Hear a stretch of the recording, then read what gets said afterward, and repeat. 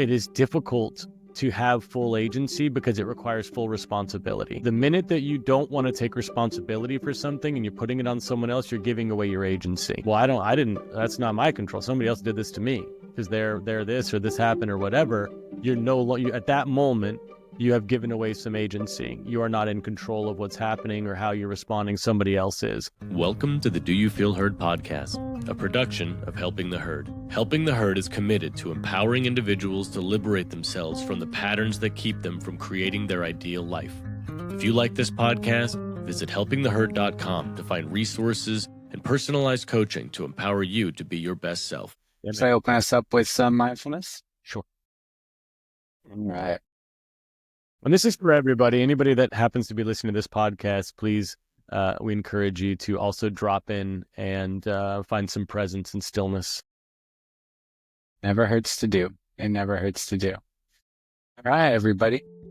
Let's take a moment acknowledging the day so far, our week so far, everything that's come up to this moment, allowing it to arise in our awarenesses.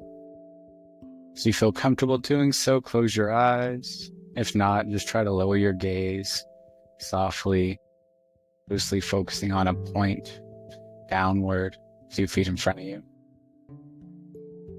Begin by tuning into your breath. Breathe in deeply through the nose, filling your belly, filling your heart space. Long, full exhale from your mouth. Letting go of anything you do not need, anything from the day, the week, the year. It does not serve you. Breathe in again, even deeper this time. Sailing up the lungs, filling the belly. And when you're all the way full, just sip in a little more air. And then fully exhale, letting your shoulders soften, and the muscles of your face soften, letting yourself arrive and settle here. And finally, take the biggest breath you've taken all day, maybe all year, breathing in deep. Filling up completely, and then a little bit more. And when you're ready, release, letting it all go, letting go of anything from the past, anything coming up in the future, and arriving here in the present. When you're ready, you can open your eyes and tune back into this space. Thanks, man. Thanks for opening that up. That was certainly the biggest breath I've taken all year. Resist. I had to. Yeah, I had to do it. It is the 2nd of January for anyone. I don't know if it'll show the date or if anybody cares what the date will be on that day, but that's why that's funny. Context. Yeah, very important. It also looks like it's just you and me today, man. I know that Dawson is unable to make it today. I haven't heard from Nicole, but looks like it's just you and me. So little intimate podcast today. All right, I like it. Intimacy is one of our strong suits over here. That and communication. Yes, sir. We'll have plenty of both in the podcasting realm. Well, awesome. As much as I will miss our dear friends, and who knows, maybe they'll pop in. That's the way. Thanks for giving the context reminder about the date. Got to remember that people can listen to this anytime, any place, right. Context. And that's a little bit of what I wanted to talk about today. It's not context exactly, but it's a decent place to start. It's complexity, which involves context and so many things. So what I was thinking about earlier today was some of my favorite podcasters and internet people and authors, John and Hank Green. Do you know John and Hank Green? Man, the Vlog brothers, they're two brothers, both now famous authors, but John Green most of all. And they named their production company, kind of their large conglomerate for all of the different endeavors they do in these creative areas. They named it Complexly. And the reason they did that was one of their main driving, ethoses ethoses, their main driving ethoses, their main driving ethosi. One of the things they find so important is imagining others complexly. And some of you'll hear them say often, imagine others complexly. I think art does that, helps us with that. I think novels very much help us to imagine others complexly, giving you that window into someone else. And that's, I think, a huge part of the work we do whenever we try to coach on communication, relationships, is helping people to maybe get out of a often reflexively self-centered and narrower perspective, not narrow, but narrower than the fullness of the view. I'm not saying anyone's narrow-minded, but narrower than the fullest view they could. And imagine the person they're connecting with or the people complexly. Trying to imagine that everyone has just as complex of a life, of a context, of a past, of a future, of hopes and dreams and reasons why they are the way they are. And I didn't really connect that to the work we're doing is so important. So I was talking to a friend recently and I asked, I was kind of, trying to do some market research here. I was like, what could a coach help you with or do with you and your partner that you would find really valuable? And after a long answer with, different stories and context, basically the way I was able to digest it, it was by helping us step out of our simplistic view and to see each other complexly and help us understand the complexity of situations and, sit with that more fully. So that's where I was thinking about today is how do we see complexly and how do we see others complexly and how that relates to communication and what we're doing. Yeah, I love that. That's a great subject, man. Thank you for bringing that into the fold today. First things coming to my mind, immediately what I wrote down is like less reductionism. Like I can so easy to reduce somebody else to whatever is just on the tip of your tongue or whatever emotional reaction you're having. It's like, oh, well, they're doing this because of this. But it's likely many, many layers deeper what's going on for that person and why they're making that decision or why they're using that communication, for instance. What I see often with clients will be these old habits being perpetuated for their entire life because at one point it worked for them, and that whatever that habit is, let's say it's, shutting down. Let's just say, for example, maybe it's somebody who is avoidant, and whenever there's conflict, what they do instinctually, habitually is pull away. I'm going to shut down. I'm going to pull away, maybe even leaving like the environment, like leaving the immediate area, so that they can accomplish whatever their, inner child in a lot of ways, or a lot of cases is kind of directing them to do. And the other person on the other end of that could very easily just be like, they're afraid of, hearing my truth, or they only care about themselves. And as soon as it's about me, well, they're out of here. They're not interested in what I have to say.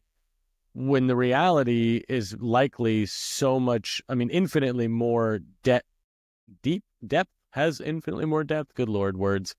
Communication podcast, folks. We're really good at it. Trust us. Don't listen to this. Fast forward. But the reality for that person that's choosing to remove themselves from a situation or shut down, stop talking, and just let somebody go on is likely connected to, a lifetime of experiences, likely some, trauma, whether light, heavy, whatever. It's a spectrum. Trauma is a spectrum. And anytime I use the word trauma, I'm referring to something that happened that you carry with you or that still affects you today. That's what I mean by trauma. And so some level of trauma early on that they had to respond in that way. And then several other experiences, maybe, a large number of experiences that reinforced for them, hey, this is what you need to do. This is how you protect yourself, is you shut down, you pull away, you withdraw. And so if you reduce this person's habitual behavior of shutting down, if you just reduce that to whatever your ego or your emotional reaction is telling you when you're hurt by them pulling away and you're like, oh, they just don't want to hear my truth, you're reducing their experience to something that likely isn't, in this case, isn't even accurate.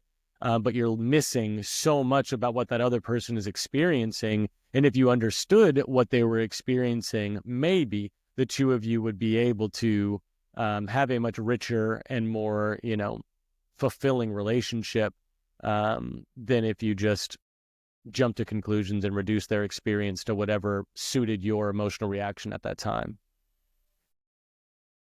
Thank you. Absolutely. I like what you said just at the end there, the whatever suited you at the time. How much do you think it's just that, outside of, I appreciate and hear all the rest of it. And I don't know, these patterns of traumas or these things that we carry with us and how there's this richer context. But I really resonated with that last part of how much is it just that kind of, it's not self-fulfilling prophecy. It's more just like seeing the world in a way that is helping you to get where you already want to go. You know what I mean? I mean, trying to get to, there's some part of you that's trying to get to a place and you're interpreting everything in a skewed way to get there already. How much do you feel like it's just that at the end of the day that's getting you where Absolutely not seeing people? And if you're hurt and your MO is to project your hurt, project the responsibility of your hurt onto somebody else, it's a real clean line to say, oh, I'm hurt. Well, they're hurting me. The hurt's their responsibility because they're leaving because they don't want to hear what I have to say. They don't want to hear my truth. And that's where this hurt is coming from. It's all on them. They're responsible for it. Really easy, really accessible. Blame is such an easy thing to grab for when we're hurt so that we don't have to take responsibility for that experience that we're having. We put the responsibility on somebody else. So it does suit them in that moment to shift blame. Taking responsibility. Not easy. Not easy.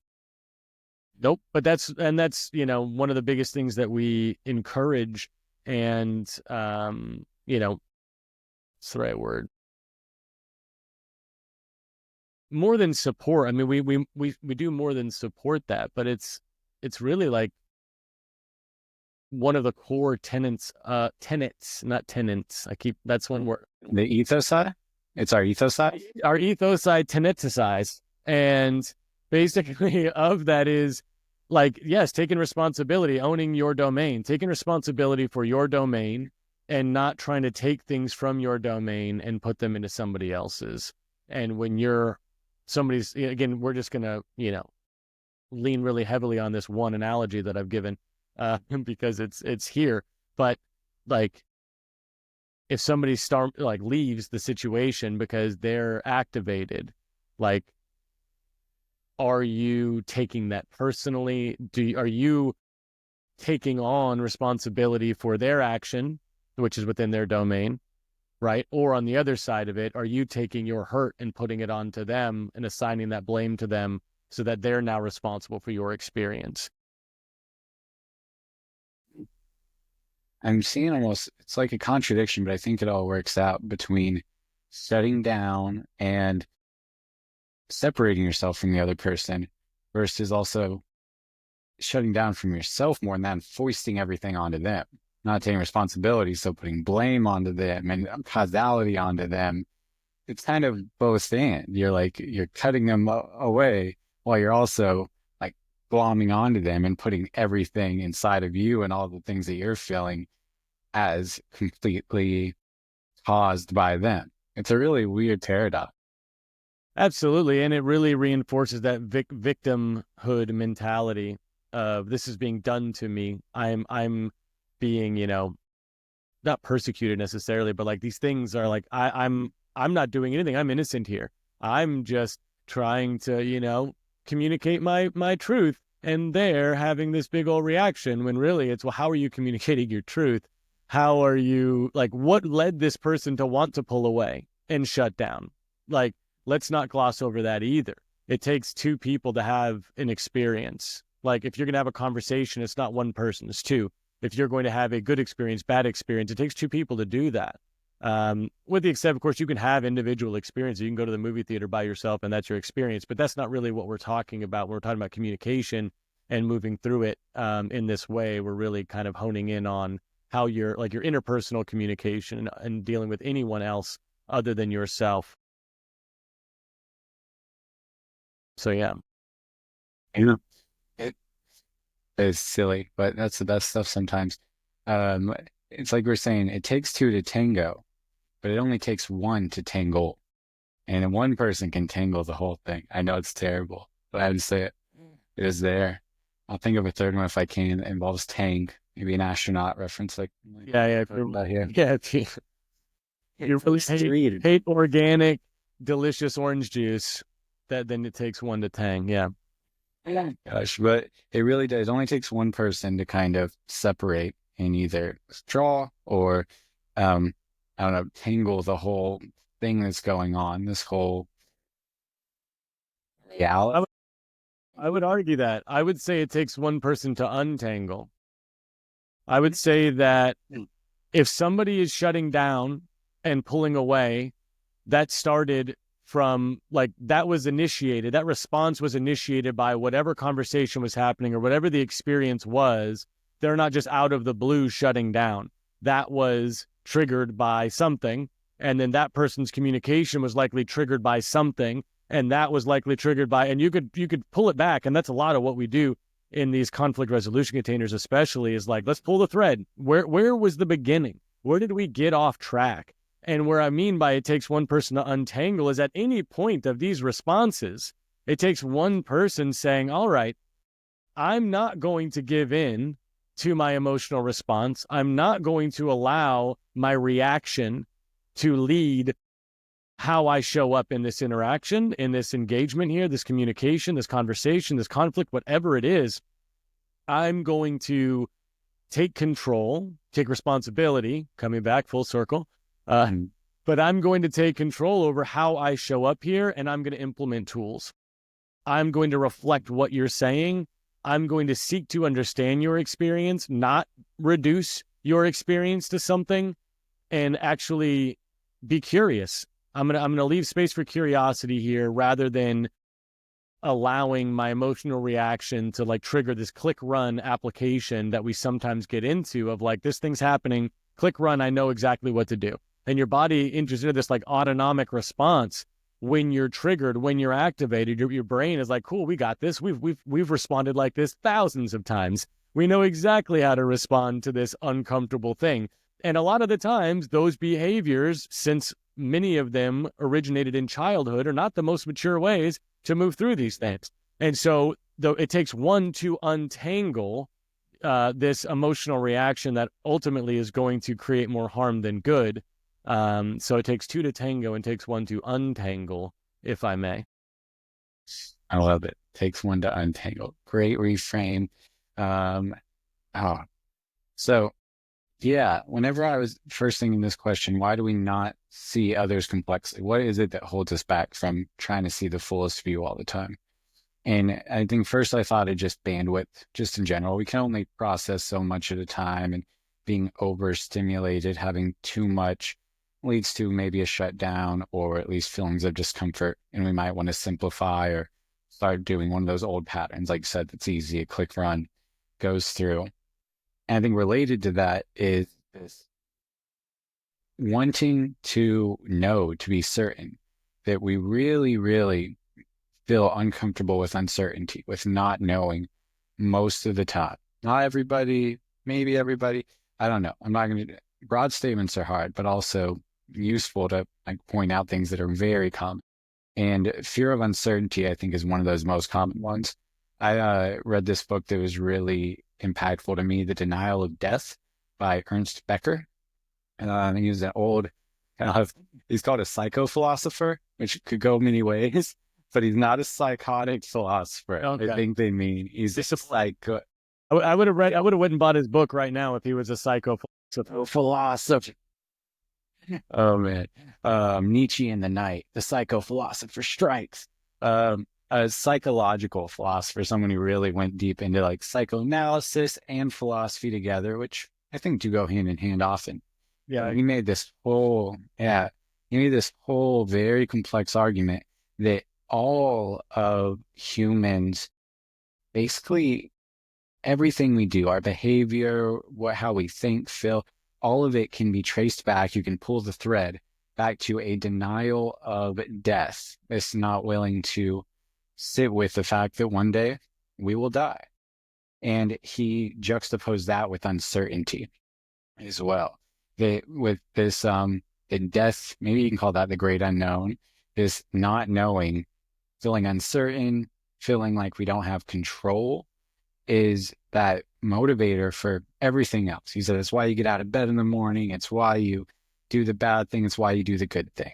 It's because you are running away, denying this certainty, death, and you're trying to gain some power. And that's what I kind of thought of with what you're saying, and with this, why do we not see complexly, is, we don't always feel comfortable sitting in an unknown. And that's the only place you can sit if you want to understand. You have to accept and sit in the not knowing and try to understand, to ask questions, to keep imagining, to be open. And that can get really uncomfortable pretty quickly, not necessarily because of anything outside of you that you don't know, but more because of these internal things that come up when you accept that you're not in 100% control. So we really go into this kind of psychopathic, like very limited view that of I know, that as soon as we were able to take a breath or a step back, we would see, okay, obviously I don't know everything, but we act as if we do so often. And I think that's just one of those, maybe the core, well, not core, I'm not going to say core, but one of the core barriers to this accepting the complexity of life and the complexity of others, is that, I don't know, fear of the unknown and this wanting to be certain. Feels so much better, right? It feels so much better when you know, at least for a while. At least for a while. Well, it feels good to the ego, that's for sure. Yeah, good point.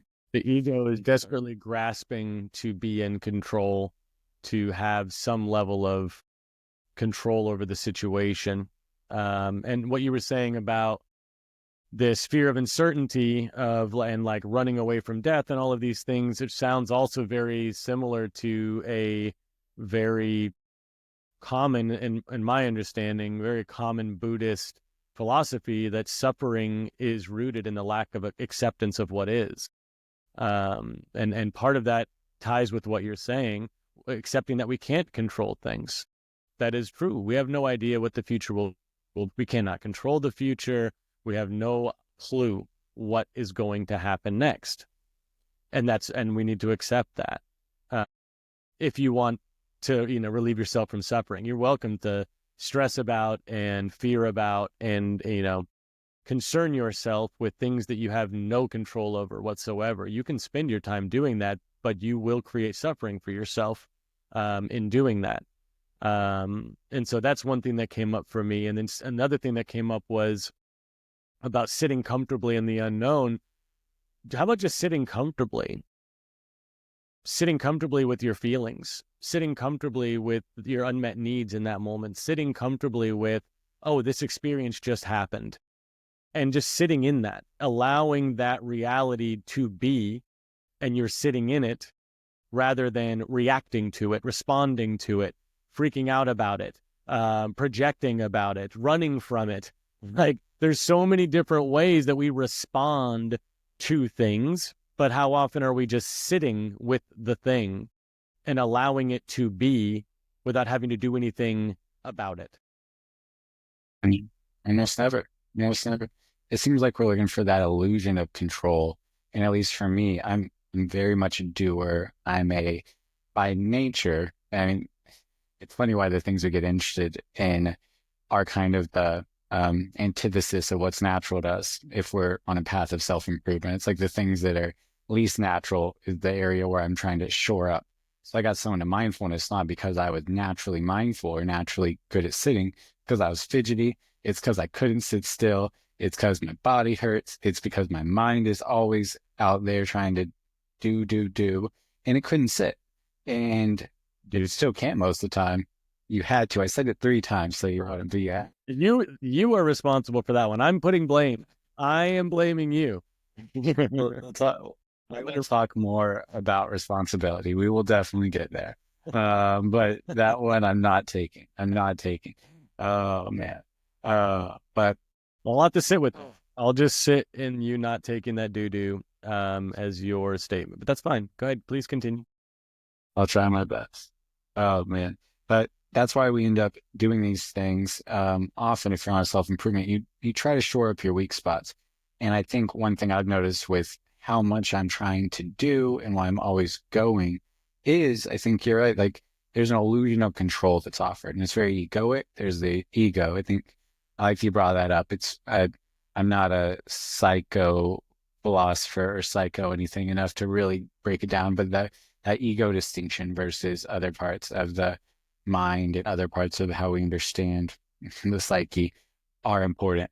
But it's that illusion of control. And I feel a lot more like I'm in control when I'm doing, when I'm driving, when I'm moving, than when I'm sitting, where maybe I'm the most just like receptive to whatever and the most able to feel how little control I actually have.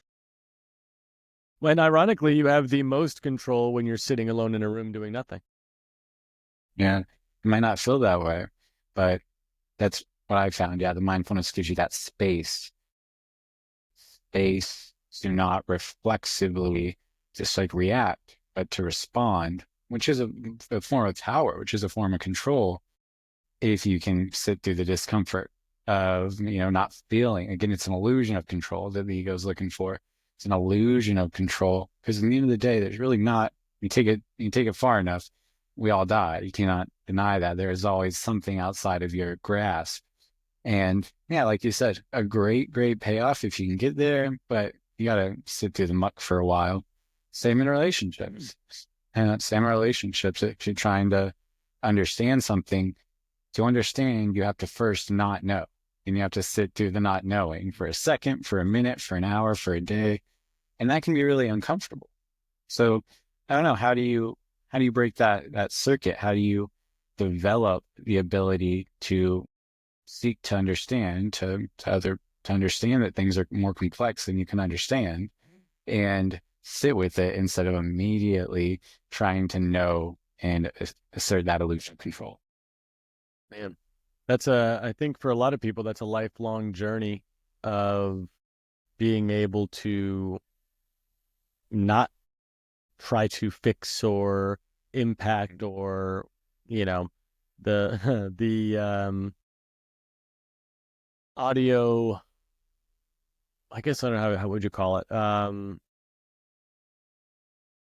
Ram Dass narrating The Great Way, which is something that you sent to me, which I start many of my days listening to him with that very short message, because it is really like beautiful and just so on the nose of things that, like, when you hear it, you're like, okay, I get it. Like, this makes sense. I resonate. Like, and yet, if I don't hear it every day, and if I'm just moving through mindlessly, which I think is part of it, if I'm not present in my experience, it's really easy to be influenced and manipulated by my surroundings and this environment that we are experiencing. And I think presence is a big piece of it, at least for me in my experience, being able to slow down and just be in this moment. That helps me to kind of clear away a lot of the lack of clarity or the haziness of what's happening. Because my mind, as we know, the mind will fill in any gap that it doesn't know with something. Whether it's the ego, whether it's, just the human biological thought process. I don't know where the responsibility lies for this phenomenon, but it is real. And I've seen it in my life. I've experienced it, and every client that I've ever worked with, and every human I've ever talked to, there is this thing that happens where if you don't know what's going on, that's not good enough for some aspect of your mind To not know what's going on means, oh, we need to come up with an answer, a guess, an assumption, a logical conclusion, but we've got to fill in something, because to just not know is not acceptable. And so when we can overcome that and accept that we don't know, and even maybe it's saying out loud, but I think more than anything, it's an internal process of, I don't know the answer to this. And from there, you can start to get curious. You can ask questions. You can then become Sherlock Holmes and go and investigate and figure out, try to find the truth. But don't allow the mind in its insecurities of not knowing to give you a truth that isn't the truth, and then run with that. And that's where so many people get in, and not in trouble, but like so many people find themselves in situations that they're unwittingly in when they are operating off of a story that they have, that their mind has presented them with as a potential scenario. And it's really easy to confirm those stories. Very easy to be like, sure, I can connect this dot and this dot. That makes sense. Cool. Now it's valid. Now I do believe this is happening. If you can, if there's one thing that people can do, I think if they can accomplish that, I think it will be a enormous step in the direction toward like acceptance and not avoiding, or how did we say it earlier? Giving into the fears of uncertainty, or the suffering associated with not accepting what is true. And in most cases, you don't know, and that's okay. It's okay to not know. I don't know. Oh yeah. I think that really gets to it. Whether that's evolution or just I have trained in biology. I like very much go to evolution for a lot of things when I try to understand why we do the things we do.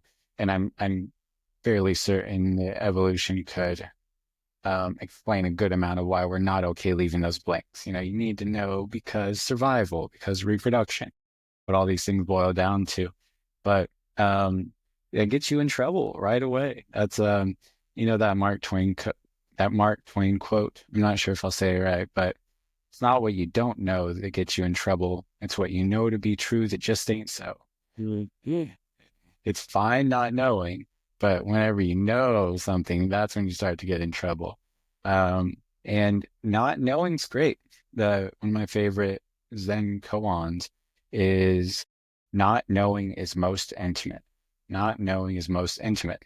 Intimacy comes up. I should think of that more in relation to our work, but I heard that years ago just in a mindfulness framework, and it always stuck with me. But what is intimacy? It's close. It's close. For me, I take that not knowing is the most intimate as closest to reality. That moment before you know anything is when you're experiencing it all. But while the mind's just about to start processing and create those barriers of knowing and assumption and preference that are going to then blind you from reality, separate you from it. Unblind you, separate you from it. So not knowing is closest, is most intimate.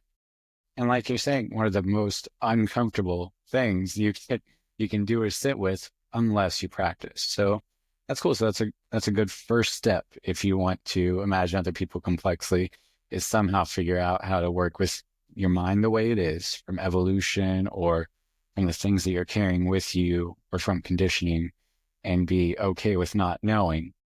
And then I guess that both takes responsibility, and then that probably leads to taking on more responsibility for figuring out this world. That's kind of the next thing I wanted to circle back on. You talked about that personal responsibility.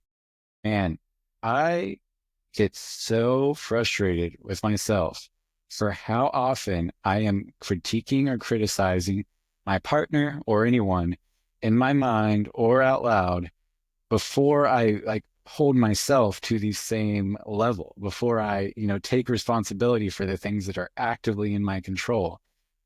Why am I throwing that all onto them right away? I get so frustrated when I notice it. And that taking responsibility isn't always like your first instinct, isn't always my first instinct for whatever reason, but it's such a good path to, I think we talked about this in the last podcast, to meaning. Responsibility is really connected to meaning. The more responsibility you take on, the more meaningful life can really get. Can I interrupt you? Are you available to go down a little rabbit hole with me?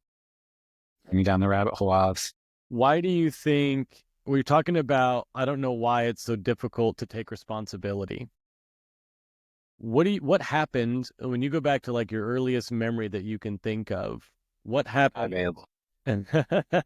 Yeah, it's closed off. I only remember the last 3 years of my life. Uh, what do you think, and maybe even not just for yourself, but for yourself too, like what do you think was likely a common scenario as a young person? What was your relationship with the responsibility of your actions? What happened when you took responsibility for your actions, or when responsibility for your actions was imposed upon you by an authority figure?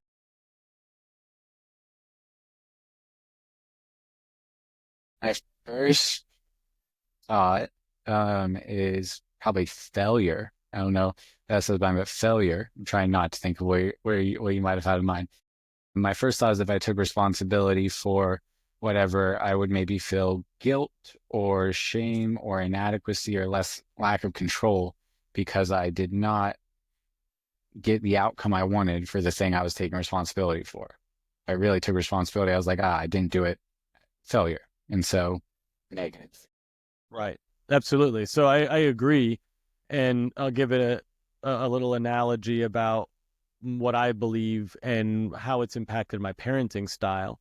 But for me as a child, if I did something wrong in anyone else's eyes, but especially with like caregivers or school authority figures, anything like that, taking responsibility for something associated with punishment. Fear. So there's fear, guilt, shame, all of these things are associated with taking responsibility for something. Even if someone else put the responsibility onto me, I'm still being forced to take responsibility for something, right? And so there's this association with fear and guilt with responsibility. And so how that's impacted my parenting style is I have a son, and he and I have an understanding where if he tells me the truth about what happened, takes responsibility, there is no punishment. There will be no punishment if you tell me the truth. And instead, we'll just have a conversation about what happened, and we'll have a discussion about how you could have shown up in a more ideal way, an acknowledgement of, oh, I could have done this, or, this is why I did that. And just deeper understanding is going to be the result of responsibility rather than, well, you're in trouble now because you told me that you did this thing. Now, there will be punishments or consequences if you lie. If you don't tell me the truth, then there will be consequences because you're not taking responsibility. But I'm not going to punish somebody for taking responsibility for their actions or their choices. And thank you for sharing that. That resonates. It helps understand why it can be so difficult and why it's so easy to deflect responsibility. Oh, they told me to do that. I did it because of, instead of just any kind of thing. But what's the flip side of that? And what's the flip side? And can that be balanced, I guess, by reward? So I think about why I take so much responsibility. Personally, I think I comparatively take a lot of responsibility compared to others, and I kind of hate it sometimes. But I wonder why, and my thought is like, does reward balance that in a way? And how do you deal with rewards in parenting or your other situations? Well, I mean, I think that the understanding is one of the rewards, having deeper understanding of why you did it and understanding how it helped to shape your reality. I think there's a intrinsic reward that's tied in with taking responsibility. Self-responsibility has a inherent reward in understanding yourself in a deeper way, understanding why why did you show up that way? Why did you respond that way? Why did you make this decision?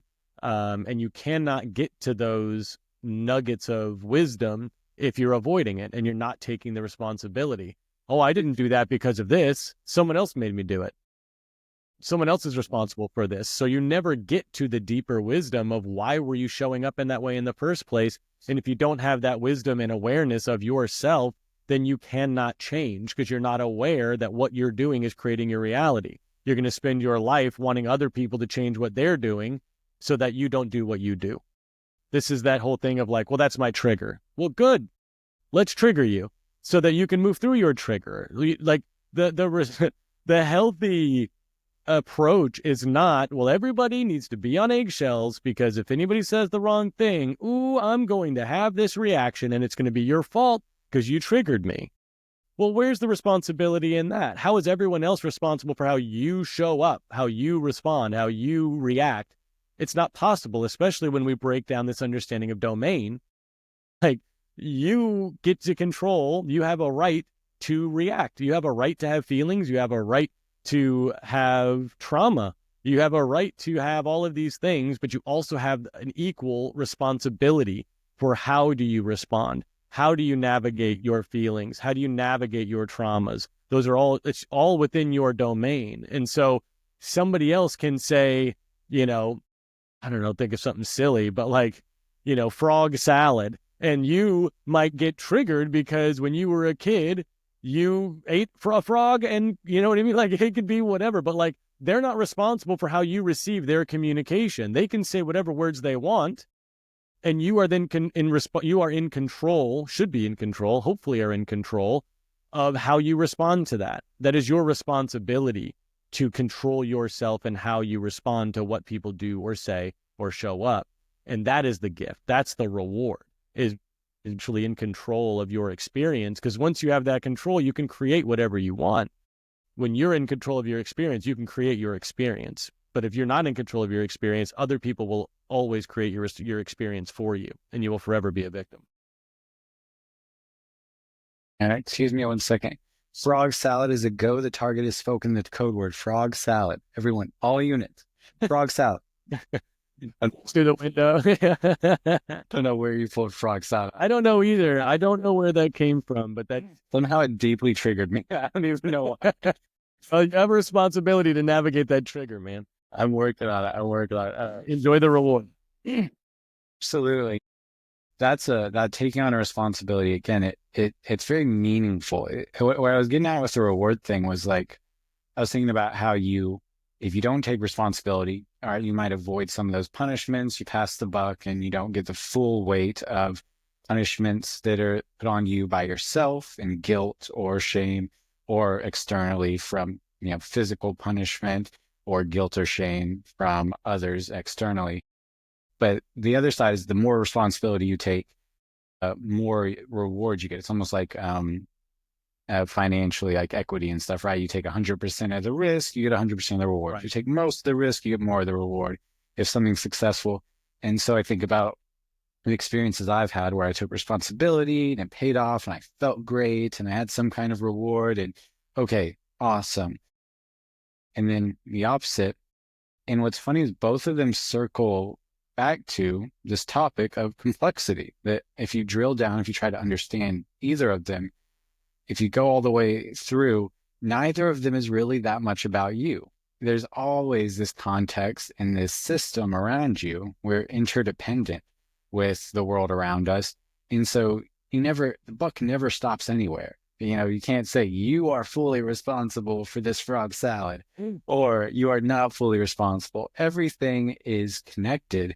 So whether it's a good thing or a reward, that can be really, I think, balancing and centering and help be ego deflating to keep doing that inquiry. Like you're saying, to keep seeking deeper understanding in a way that I think overall is still good, but the ego gets less of a boost, right? It's not just like, yes, I did it 100%. It was, all right, you were built on the back of whatever raised you, whoever helped you, whatever adversities gave you strength because you overcame them, whatever lack of adversity kept you from becoming weaker because it was too much at that time.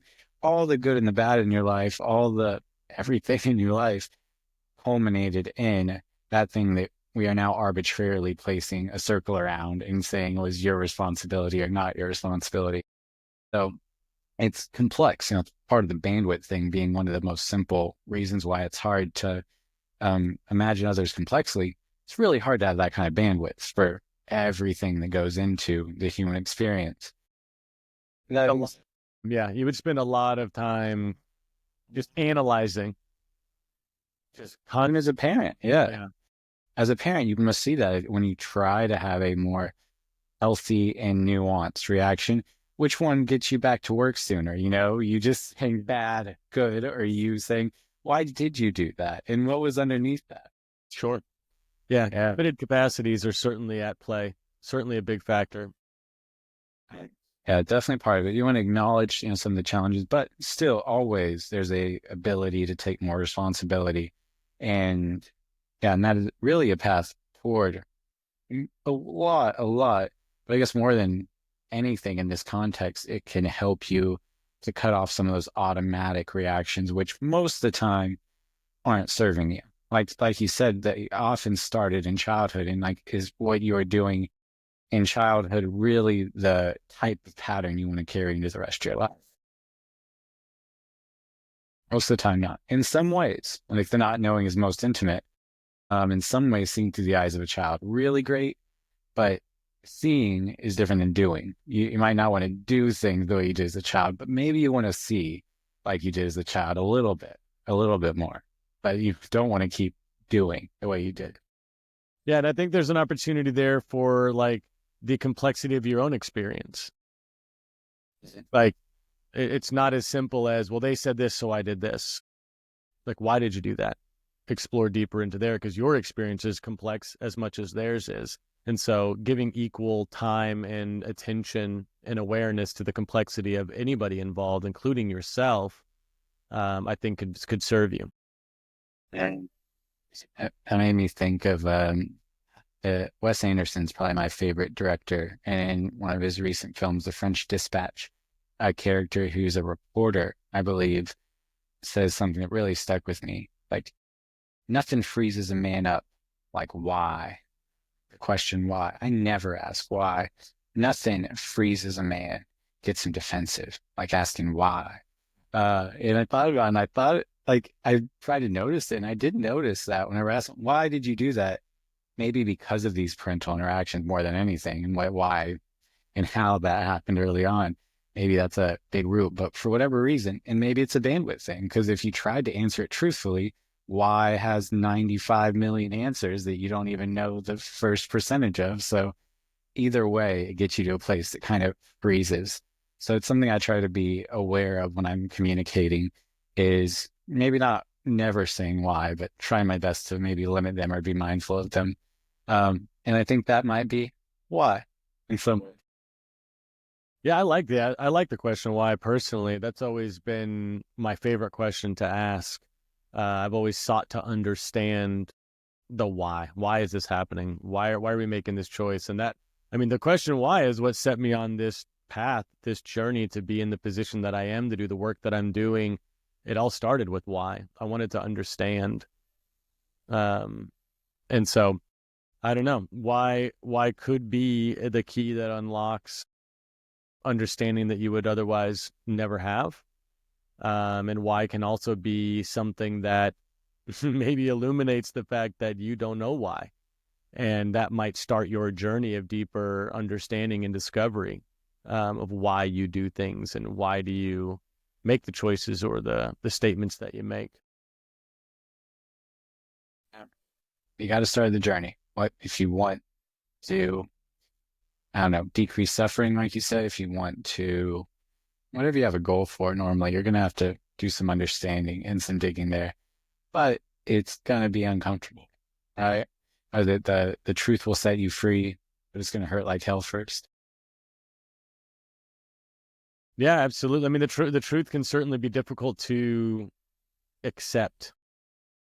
It's much easier to accept, a story that fits the narrative that would really be convenient in that situation. It's a lot harder to accept that, oh, I'm potentially responsible for this thing that I'm not enjoying, and I have to own that I created this for myself. That's difficult to do. Far more difficult than, well, they're to blame. It's their fault. They're a bad person. That's why I'm having this bad thing happening, because they're bad. And then, oh, cool. Well, now it's really easy to keep moving from there because you've just taken it and just, put it onto somebody else. That's a heck of a lot easier than owning that you contributed to, in whatever level or amount you contributed to your undesirable experience. And you're too, again, I don't like blame, don't love that word, but you are responsible. You are responsible to some degree for your experience. And I think that's like a universal truth, that you are responsible for your experience to a certain, the degrees may like vary slightly depending on your circumstance and your environment, but we all possess free will and the agency over our body, unless you are, in a situation like you're imprisoned or in slavery, or, where you genuinely do not, like somebody has taken your agency from you. That's certainly an exception. Maybe you're like in a cult and you know what I mean? Like you cannot do certain things. There certainly are exceptions, but for the majority of people, we possess free will and agency over ourselves. And so in that regard, you do have responsibility for the choices you make and the subsequent experiences that you have. I resonate with that. And I also know some psycho-philosophers who would argue with you about that free will claim. And that's for another podcast for sure. I know which ones you're gonna reference too, and I disagree with them. I'm looking forward to that discussion. Absolutely.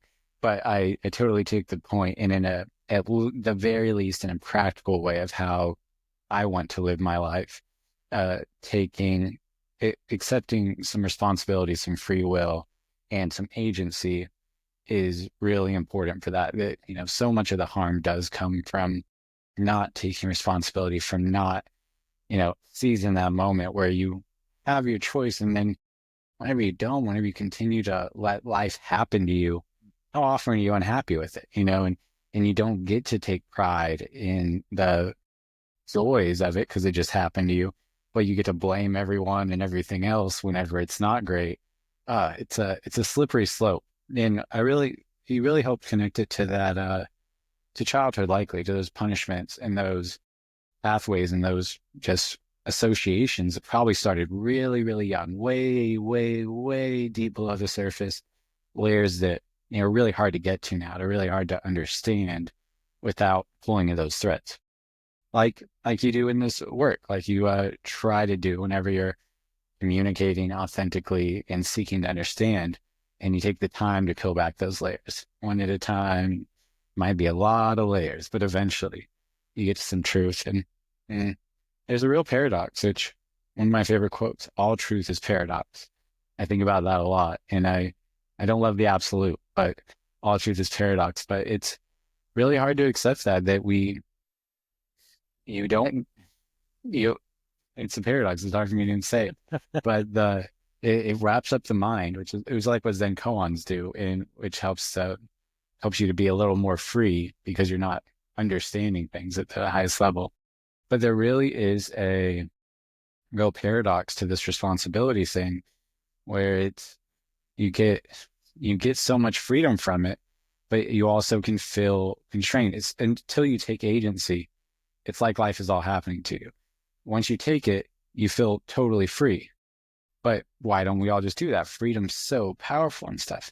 But because it comes with its own bonds, its own things. So it's such an interesting paradox between freedom and rigidity, all within that little like blessing of responsibility that can also feel like a curse. Well, you ask the question, why don't we do that? If agency, equates to freedom, then why wouldn't everybody just take that agency and be fully in control? And that goes back to, well, what goes along with that? Along with agency, you have to really see and accept and like understand why you do things, which is a lot of layers being peeled of traumas and a lot of things that you've done in the past, maybe that you're not really proud of. You have guilt or shame about these things. And so it is difficult to have full agency because it requires full responsibility. The minute that you don't want to take responsibility for something and you're putting it on someone else, you're giving away your agency. Well, I didn't, that's not my control. Somebody else did this to me because they're this or this happened or whatever. You're at that moment, you have given away some agency. You are not in control of what's happening or how you're responding. Somebody else is. And so it requires a tremendous amount of like honesty and radical self-responsibility for the things that you've done, why you did them, all of those things, and accepting it as what it was, and not, there's so much shame that is avoided by projecting responsibility onto somebody else. And a couple of things that you shared that I wanted to touch on before I finish these thoughts here is, you're mentioning about like somebody else creating your reality for you, and there's all this suffering. And it's like, well, let's just think for a second. If someone else is creating your reality, what are the chances that they have the same ideal vision for your reality that you do? Pretty small. Very, very low, very low. You and I are fairly like aligned. There's a lot of things that we agree on, and we can talk for hours about pretty much anything. But if I was creating your reality for you, I would be nowhere close. I'd be nowhere close to creating your ideal reality. And that, to me, is a question that I think is worth asking, like, and acknowledging. Like, if you give someone else that power, you are setting yourself up for suffering, because they will not. Your partner of 40 years who has known you, for all of these years, you had kids, grandkids, all these experiences, they still don't know what your ideal reality would be and cannot create it for you. So they may know you so intimately and so deeply, but they still, if they were creating your reality for you, would miss the mark. And so who better to create your reality than you? Nobody. So create your reality, take the agency. This is the motivation, hopefully, to start accepting what is, and I think that's really how it begins. And the other thing I wanted to share was just the thing that I say over and over and over. And so this is episode 2. So the listeners, the viewership has no idea yet how often they're going to hear this. But buckle in, folks. But what I wanted to say is, awareness is the first step to creating change. You cannot change what you're not aware needs. That's across the board. There's no other way to create change. You have to be aware of what needs to change. Like if your car's making, your car stops working, if you don't look at the gas tank and see that it's on E, you don't know that you need to put gas. It could be a million things why this car's not working. It just stopped all of a sudden. But you have to have the awareness. Once you have the awareness, you can then choose, if you want to take steps to create changes. But you have to have that awareness.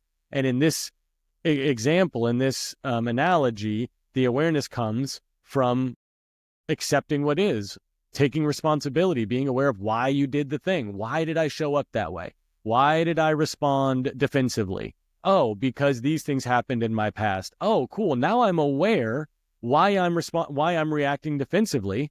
So I feel defensive, I can go look into myself, be present with my experience and say, is this connected to this other thing? Am I being defensive because of this? And then you can say, I don't want to show up that way. Actually, I want to accept that I'm feeling these ways, but I'm going to choose to do something different. I'm not going to do anything based on these feelings. Thank you for sharing that. I'll hear that again and again, and I won't get sick of it, I think. Yes. Awareness, necessary for change. I love it. And that ties into the quote that I kind of wanted to end us on too. If there's not much else, looks like we're right at about an hour. Yeah. The key quote from the book Ender's Game, one of my favorite books. Ender, a brilliant genius and strategician in this book, who tries so hard to understand the battlefield and understand his opponents. And love this quote. I come back to a lot. Ender says, "In the moment when I truly understand my enemy, understand him well enough to defeat him, then in that very moment, I also love him." In that very moment, I also love him. I wanted to end on this because I think after this conversation of complexity and seeing people complexly, I have a certain predisposition to take on hard challenges. But even with that, after this conversation, I'm like, why would you even try this? It sounds so hard. It sounds like we have this whole like game set up against us from the start. But I think that's why. I think it's because I think this quote so beautifully encompasses that there really aren't enemies, that we create that in our mind from this simplification. But if we can truly understand our enemy enough even to defeat them in whatever imaginary battle we're doing, then you will love them. And I think that's why it's worth it, because in the end, it leads to love. And that's worth fighting for. I think that's worth the effort. Yeah, that's beautiful, man. That's a beautiful quote. I think that could certainly be applied to most people in relationships who are maybe feeling hurt by their partner or upset or whatever. And if you can understand them enough to where you could, as you put it, defeat them, there should also be enough understanding there to love them for their experience and the complexities of that experience. Exactly. The goal. What a goal to shoot for, to understand someone well enough to both defeat them and then love them enough to not need to. Or, in the case of the war analogy, like loving them even though you do need to defeat them, but loving them anyway, defeating them with love, like having love in your heart, not hate or, this idea of separation and all of those things. Like if you can move through that, you can still accomplish both things. I think there is a path to that. Yeah. Paradoxical and therefore true, probably. Yeah. Well, we can go a whole nother hour talking about this kind of stuff too, but I know we're in these early days, we're aiming for 1 hour on these calls, so we can leave it there.